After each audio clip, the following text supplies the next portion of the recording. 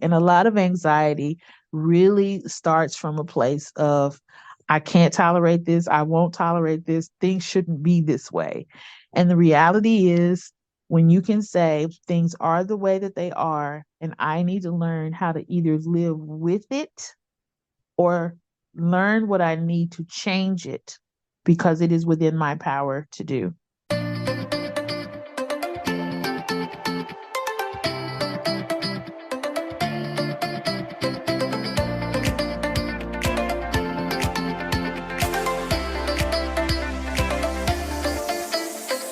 This is Find Joy with Joyan Season 2, where joy gets stronger, our community gets bigger, and together we become better versions of ourselves in a world full of limitless possibilities. I'm your host, Joyan Chan. And every Wednesday, we bring you inspiring stories that will light up your soul, powerful message that will make you go wow, and fun conversations that will crack you up with me and my special guests and friends. And it's my personal mission to empower you to live and lead a life with joy.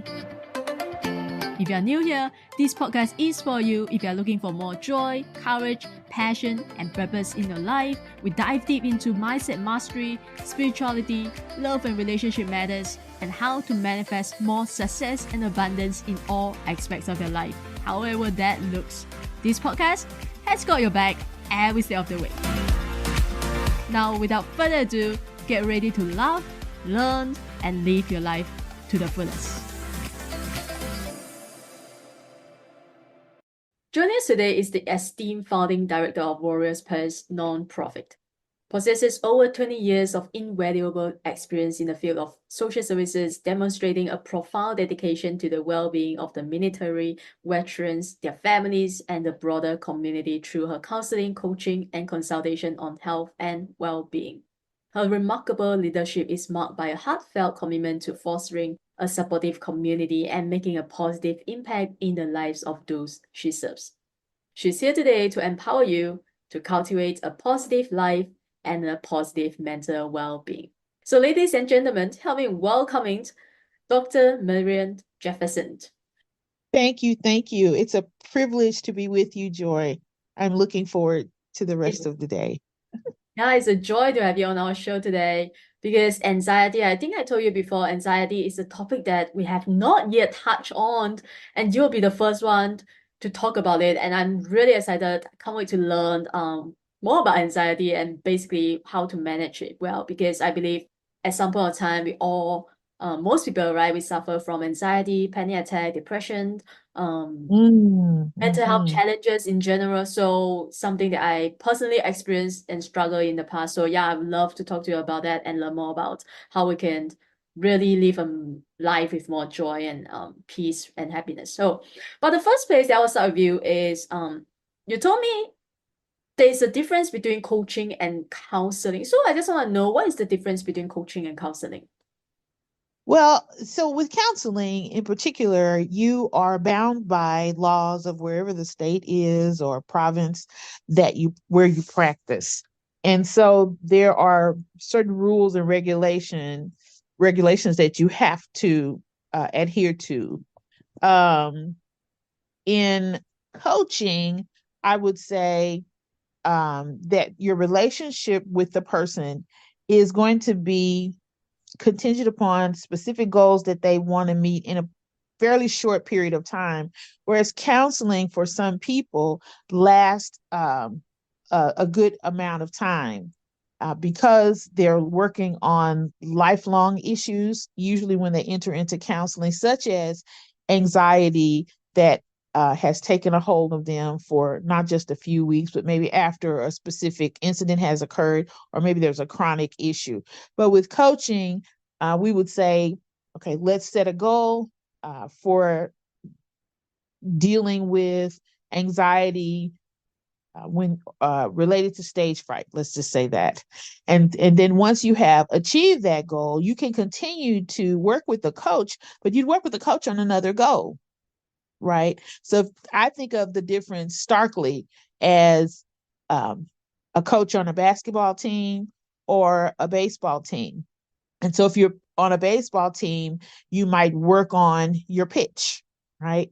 But then after you have perfected that, then you'll strengthen that in certain areas so that you can come become even more professional and adept at not just your pitch, but now the technique and all of those kinds of things. And once that's done, then you move on to the next thing. And so coaching and counseling is a bit like that. And so I have the counseling credentials, but the coaching I found was helpful because many of my patients began the relationship stating that they had a stigma or a way that they thought about counseling that was not helpful for them. And so they came into the counseling relationship with a lot of anxiety. How long is this going to be? How many questions are you going to ask? When will this be over? Those kinds of things before we even begin the process of working. And so we have to learn then how to cultivate a relationship with the person across from you. You can't do that until you're able to set them at ease. So a lot of the beginnings of counseling is indeed coaching. Mm. Yeah. Okay. Before we talk about how to manage anxiety, what exactly is anxiety? How would you define it? I think that's a great question. Anxiety is a natural response to stress, and everybody has stress. Yeah. When it becomes excessive and persistent, it can lead to, various symptoms. And these may include symptoms like restlessness, excessive worry, muscle tension, and difficulty concentrating. It could be disruptive to your sleep, to your eating habits. It can be disruptive even to the way you visualize, see, and understand the rest of the world in response to what you're experiencing in the moment. So are there different types of anxiety or there's only one type? Yeah, there are various different types of anxiety. There's a type of anxiety could be a generalized anxiety disorder, known by the acronym GAD. And a generalized anxiety disorder means that there's not one specific trigger for your anxiety. We just talked about a couple of seconds ago, stage fright. And stage fright isn't just for people who are actors or actresses. It could be as simple as I have to go take this test. Mhm. And test taking itself may be a trigger for anxiety, whereas in the classroom, you master everything. You're good at conversation, you know all the answers, but when it's time to take that test, you don't fare as well because anxiety overcomes you. But with someone with generalized anxiety, the triggers could be multiple and vast, to the point that some people may not even understand what the triggers are for them. And so then they're diagnosed with generalized anxiety if the anxiety persists for about 6 months or longer. Social anxiety is another form of anxiety. Right. And the social aspect of this definition gives it away. It could be just having difficulty with being around other people or having difficulty with talking. One example that I like to tell is a young man meets a young woman, and he's been thinking about what to say to this young woman that he has taken a liking to. And he goes over what to say in his mind consistently. And he feels confident now that he's worked this through. But when he gets there to talk with her, he finds no words. And that's a social anxiety, or being amongst people that you don't know. This could be a form of social anxiety. How do I begin a conversation? What do I say in the conversation? And this could be pretty frightening or anxiety producing experience for some people. So, in addition to that, you have panic disorder, and so the panic disorder is the anxiety moves to a place where you experience something that doesn't just trigger anxiety, but it causes you to panic and lose control over the situation. And when people experience panic, their fight or flight senses are activated, and really they just want to do anything to get out of there. And so those symptoms that we talked about earlier, the restlessness, the irritability, those kind of things, those are just off the charts, and they want to do anything to quell that, but they feel helpless to do that. So when people are in a panic, they can have some of those same symptoms. They may sweat profusely. They may have difficulty breathing. They may even be angry, feel like they're backed into a corner, and maybe even want to fight, or feeling helpless and want to just cry. And it may appear to you that that person um, is out of control, but really what is happening in their body is that their body and their brain are not necessarily working well together to help them to calm themselves. Everybody experiences anxiety, but for some people, depending on what the trigger is, it's difficult for them to self-regulate. And so they move into this kind of panic, if you will. And while Yeah. everyone experiences stress, anxiety disorders involve persistent and disproportionate levels of anxiety that can significantly impact the way that they move throughout their lives, the way that they are able to work or have relationships, take care of themselves. Some people's disorders are crippling and disabling. And so that's preeminently important when you're dealing with someone whose life has been so disruptive. They must seek professional help. Okay, so I have so many questions, but the next question I want to know is, so you mentioned about triggers a lot in throughout the last part. How do we first know what triggers our anxiety? I think maybe sitting in a quiet place when you're not, when you haven't been triggered, to think about what are some of the things that are happening when I feel. So you can say, when I feel restless, Mm-hmm. I'm in this situation. Or when I feel afraid, these are my thoughts. Okay. Um, when I feel that I want to pull away and just hide, these are my thoughts, these are my feelings. And as you are able to walk through those things, then when does this happen? Does this happen in the morning? Does it happen in the evening? Does this happen in an academic setting? You know, when does this happen? Does this happen in a work setting? Does it happen when I'm given an assignment and I don't have any confidence that I can do it, or I don't have what I need to accomplish it? And so you're asking yourself these questions to identify the trigger. And the trigger may not be immediately or readily known to you. It may take um, not only that writing exercise, if you will, and that thought exercise, but sitting with someone who could help to walk you through that path and ask you questions to help you to realize what is happening when you're experiencing certain things. Okay, so why do people develop anxiety? Because I remember, here's my own personal experience. I remember I have never experienced anxiety before, never ever in my entire life.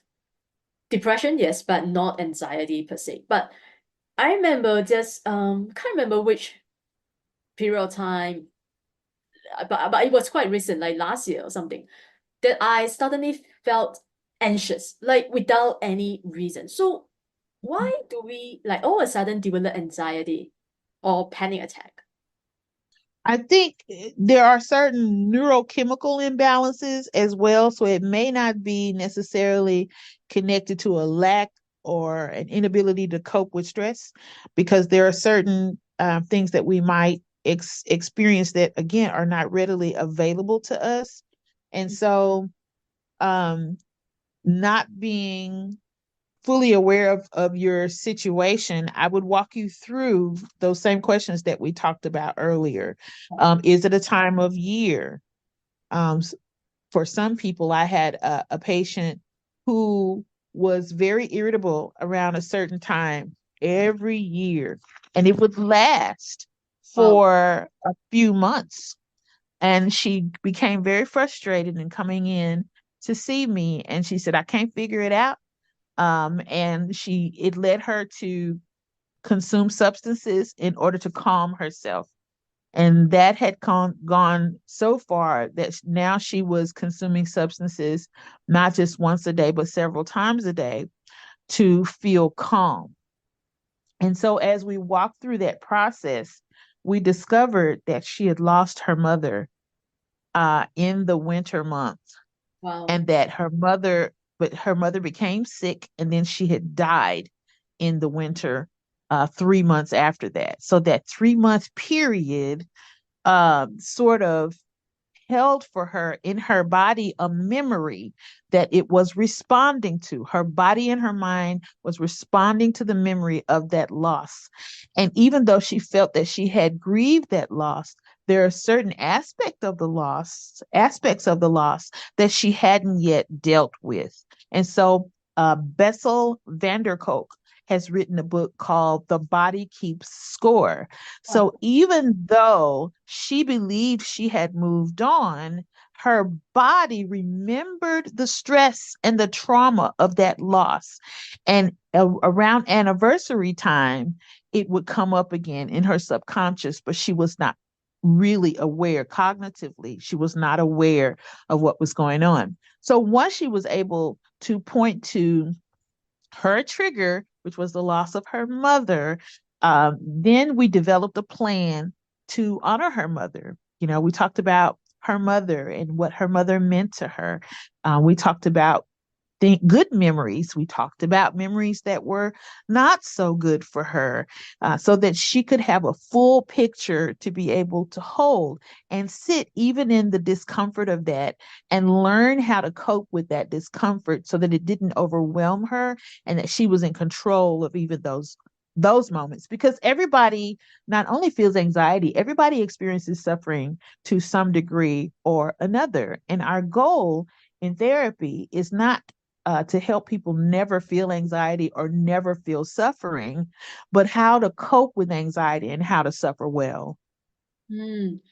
So how can we differentiate between normal stress? Because stress, is normal in our day-to-day life, work, relationship, right? How do we differentiate between normal stress and a more serious anxiety disorder?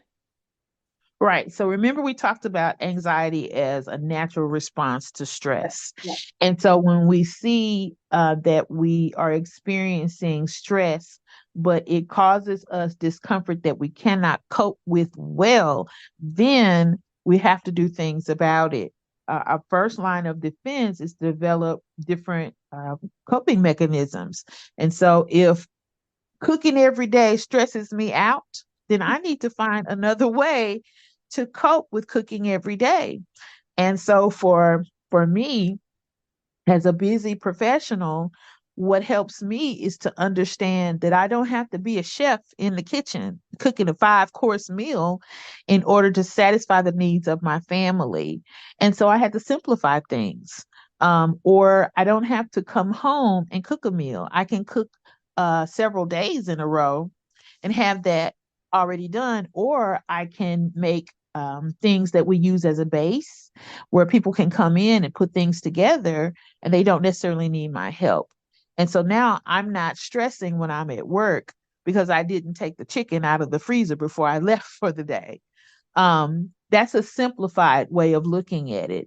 But if I'm in a relationship and the relationship has soured and Mm. I want to continue the relationship, but I feel like I've done everything I could.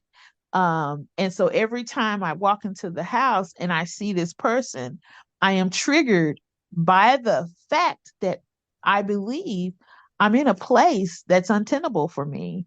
It's not making me happy. I'm not adding to anything because of this stressful, anxiety producing situation, and I want to run, right? And so here again, we'll walk through the value of this relationship. What do you really want out of the relationship? Do you want to leave, or are you just frustrated because you don't have enough answers to be able to speak to the situation that you're in? Are Mm. you frustrated because every time you come in, you feel helpless? Are you frustrated because your feeling is you're not getting what you need out of the relationship from the other person? And have you talked through that? What are some of the things that you have done? And so it may not be that you have to consider um, consider changes that are life altering, but it may just be that you have set expectations, and now that those expectations are not met, you're dissatisfied and you feel that in the core of your being, and you just don't like that. And so that affects the rhythm of life, not only internally as it relates to you, but also in the relationship as a whole. And the other person is feeling that too. How do we know that? If you just think about it, have you ever held a baby close to Yeah. you? Yes. And the quiet baby that someone puts in your arms now becomes restless and irritable and kind of moving about. They're uncomfortable, right? Yeah. And we say all the time that the baby senses that you're not comfortable holding this baby, right? And they say, everything's going to be okay.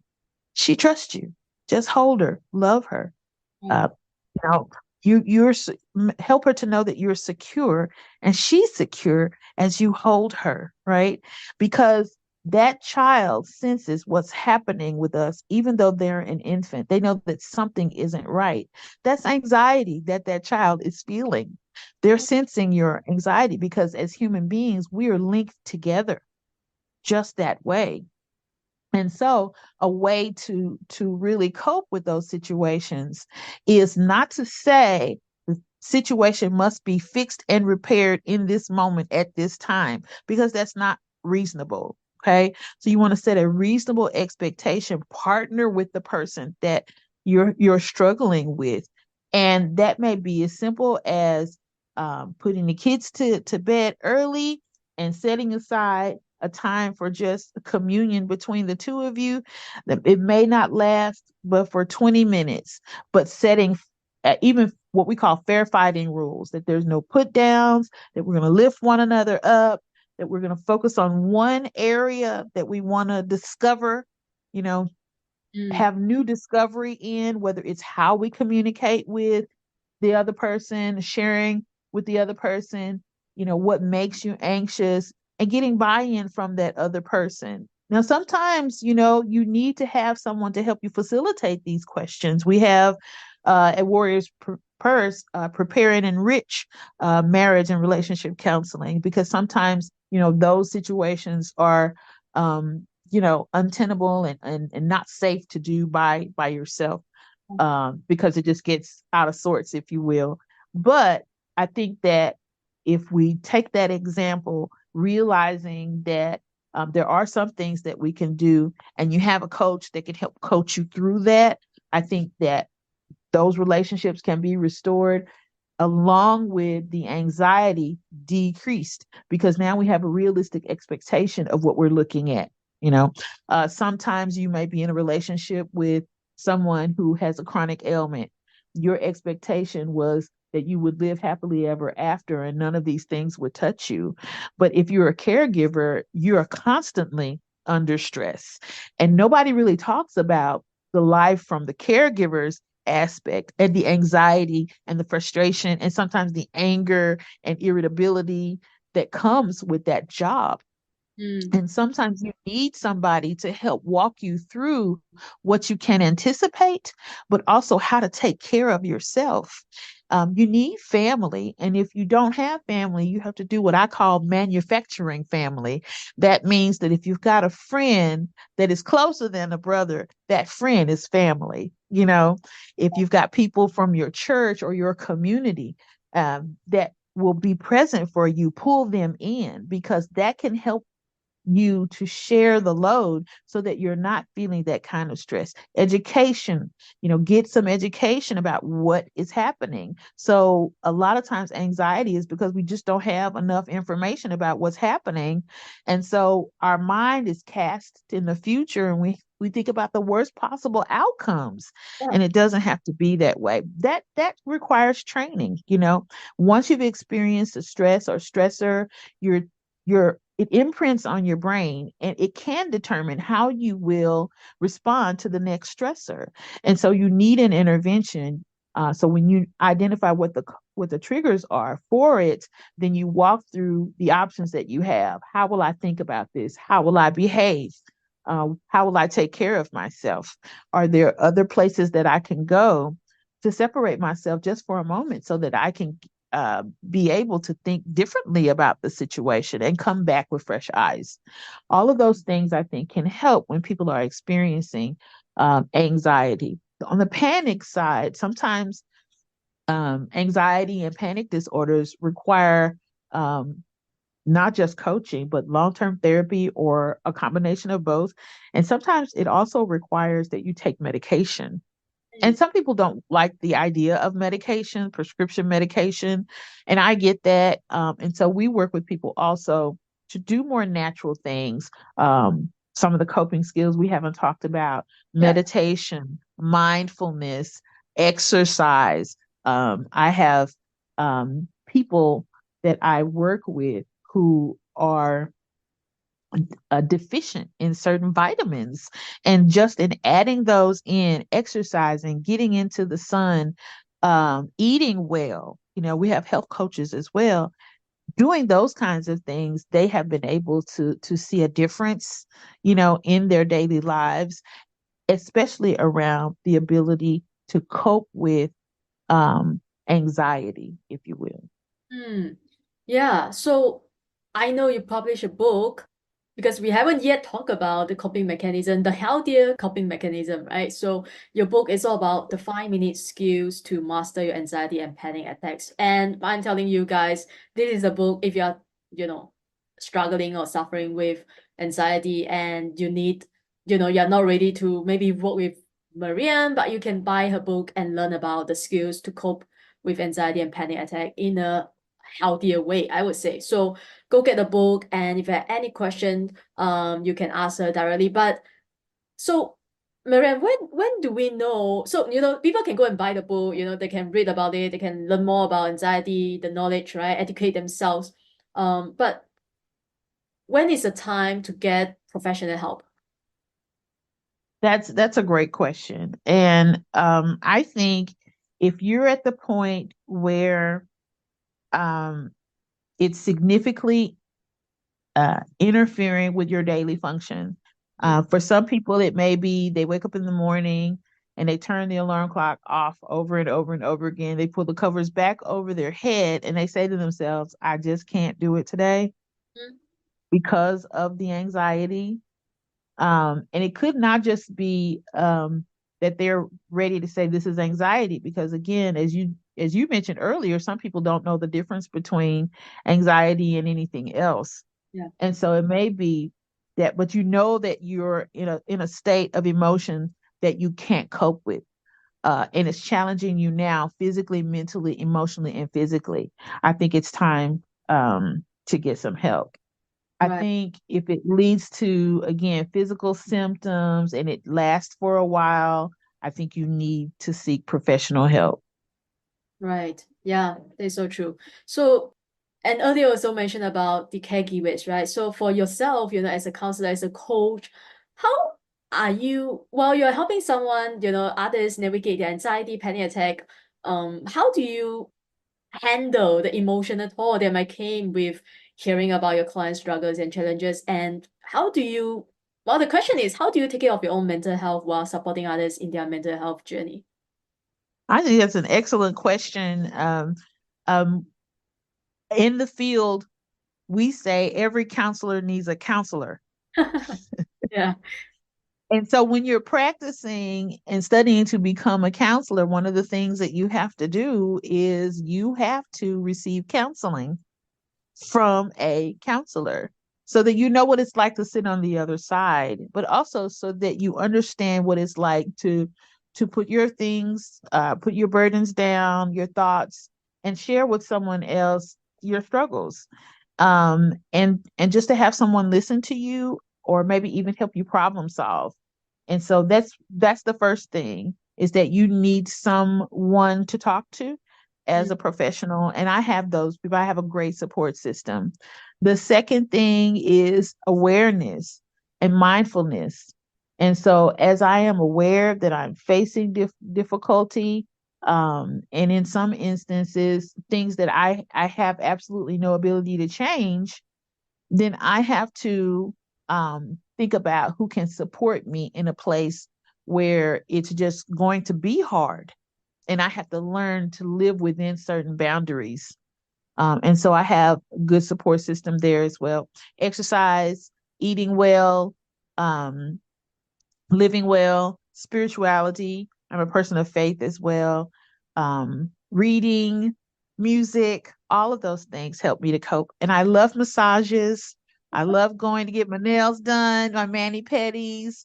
Um, I love doing all of those things. And so that's scheduled into my life as if it were a medicine, because indeed it is.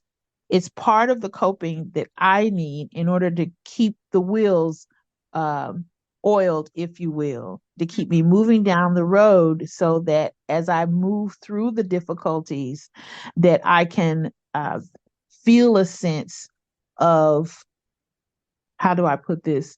Feel a sense of safety and security in what I'm doing. Not that everything is 100% the way that I would like for them to be, but it is reasonable, and I can set reasonable expectations for myself without placing burdens on other people, which again can be frustrating for people when you feel like something should be some way and it really isn't. The big book of Alcoholics Anonymous on page 417 says, and acceptance is the key to all my problems today. And a lot of anxiety really starts from a place of, I can't tolerate this. I won't tolerate this. Things shouldn't be this way. And the reality is, when you can say things are the way that they are, and I need to learn how to either live with it or learn what I need to change it because it is within my power to do, then things will be immensely better, I believe. And then you can learn again to cope with the things that you can change and change them, and then to suffer well when there are things that you cannot change. Wow, that is powerful. Yeah, because I think for the most part, the reason why we have anxiety is because we are trying to change the things that happened in the past, that could never be changed. Or we are trying to change other people that we also have no control of, right? So that's why Right. I believe that's part of the reason why we all feel anxious from time to time. And what we have control is this moment right here, right now. That's So right. there's a present moment. That's where mindfulness comes in. That's why meditation is so helpful. So thank you so much for coming to our show today and meet our listeners despite the situation over there.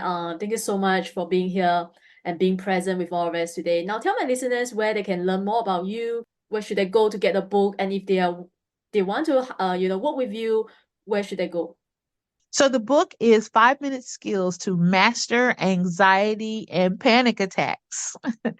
And you can find that book on Amazon. And we're doing pre-sale on our website, which is warriorspurse.com. If you want to get in contact with me, you can get in contact with me. My email is connect1@warriorspurse.com or mhfa@warriorspurse.com. It has been a pleasure to talk with you today, Joy. I have certainly enjoyed my time on your podcast. Thank Thank you again. Yeah, thank you so much for taking your time out to share with us so generously, and you have been very kind with your time today. So listen, guys, I hope you learned a lot from this episode. I hope you find this episode extremely helpful so we can all nurture a positive mental well-being. Like I said in the very beginning, go follow Dr. Marian, go to her website, get a book. Thank her for coming to our show today. Reach out to her if you are interested in working with her. I'll put all the links, including her links and the emails and the website and the books, in the show note below. So make sure you go and check it out. And also remember to like and subscribe so you never miss another episode coming to you every Wednesday. And follow us on Instagram if you haven't already so we can connect with you as well. And I will always leave you the same way as I leave with every other episode. Show up. The world needs you and you need you. Thanks for listening, and I wish you a joyful and amazing day ahead. Thank you again for tuning into Find Joy Joyan podcast. If you enjoyed today's episode, take a screenshot and share it on your IG story and tag Find Joy Joyan _podcast so I know you are listening. And leave us a positive review on Apple Podcasts if you haven't already done so.